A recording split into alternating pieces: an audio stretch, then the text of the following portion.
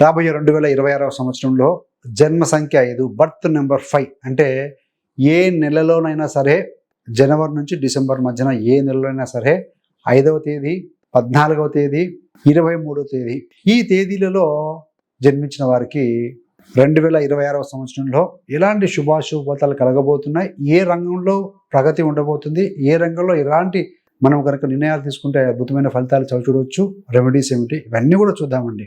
అదేవిధంగా జన్మ సంఖ్య 5 అయినా 5, 14, 23 ఒకటే అయినా కూడాను 5వ నెంబర్ వారి గుణగణాలు ఒక రకంగా ఉంటాయి, 14వ తేదీలో జన్మించిన వారికి గుణగణాలు ఇంకో రకంగా ఉంటాయి. సో 23 కూడా వారికి కాస్త డిఫర్గా ఉంటాయి. అంటే సో వీరికి ఏ విధంగా ఉండబోతున్నాయో చూసుకున్న తర్వాత ఫలితాల్లోకి వెళ్దామండి. ముఖ్యంగా 5వ తేదీన జన్మించిన వారికి ఏంటంటే ఏ మాసమైనా కావచ్చు, దర్ న్యాచురల్ కమ్యూనికేటర్, మాట తీరు చాలా ఆకర్షణీయంగా ఉంటుందండి ఈ 5వ తేదీలో జన్మించిన వారికి. ఎవరితో అయినా ఇట్టే వెంటనే కలిసిపోయే గుణం ఉంటుంది ఈ 5వ తేదీలో జన్మించిన వారికి. అదేవిధంగా they are very fast learners, అంటే కొత్త విషయాలను త్వరగా గ్రహించగలుగుతారు. ఐడియాలు, ట్రావెల్, అడ్వెంచర్ అంటే కూడా ఇష్టం.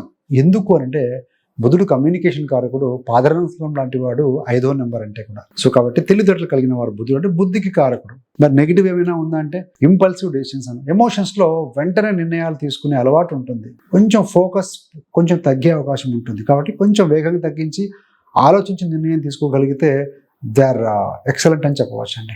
మరి 14వ తేదీన జన్మించిన వారికి పాజిటివ్స్ ఏంటి, నెగిటివ్స్ ఏంటి అని అంటే 1 పక్కన 4 అండి. 1 అంటే రవి, 4 అంటే ఈ యొక్క Ravi Rahu combination. Analytical thinker అని చెప్పవచ్చు, లోతుగా ఆలోచించి నిర్ణయం తీసుకుంటారని చెప్పవచ్చు. ప్రాక్టికల్ మైండ్ వారిది, లాజికల్ అప్రోచ్ ఉంటుందండి. లాజిక్ లేకుండా ఏది చేయరు. They are multi talented personality. ఒకటి కాదండి, ఎన్నో స్కిల్స్ నేర్చుకోవాలన్న ఆసక్తి బాగా ఉంటుంది 14వ తేదీలో జన్మించిన వారికి.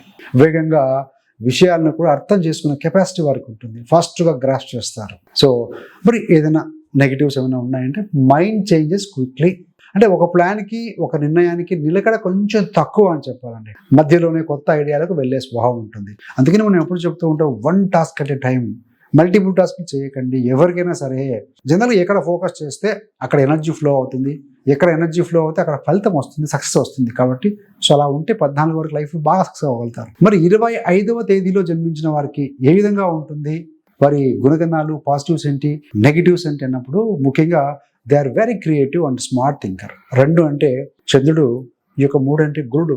సో సృజనాత్మకత కలిగి ఉంటారు, మంచి మాట తీరు ఉంటుంది, మంచి ఐడియాలు ఉంటాయి. ప్రతి విషయంలో తమకంటూ కొంత ప్రత్యేకత చూపే గుణం కలిగిన వారు ఈ యొక్క 23వ తేదీన జన్మించిన వారు అండి. అదేవిధంగా లీడర్షిప్ క్వాలిటీస్ కూడా ఉంటాయి. ఫ్రెండ్ సర్కిల్లో ప్రభావం ఎక్కువగా ఉంటుంది, వీరి ఇంపాక్ట్ ఎక్కువగా ఉంటుంది.